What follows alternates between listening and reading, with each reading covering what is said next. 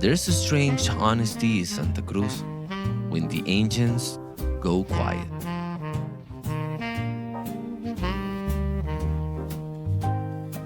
Today is election day, but beyond the civil duty, what I feel is the weight of time beneath the soles of my shoes.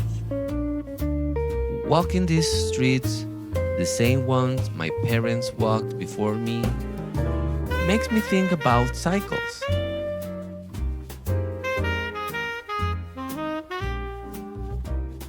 The cycles of life aren't perfect circles, they are spirals. We pass through the same places, but we are never the same person twice. Casting a vote is, at its core, an act of faith in the next cycle.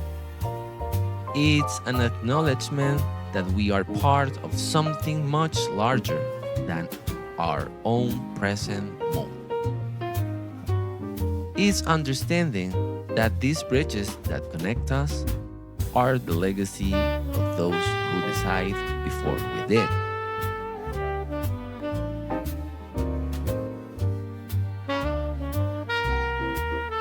But I'm holding on to this walk, to the beauty of what stops just to let us observe.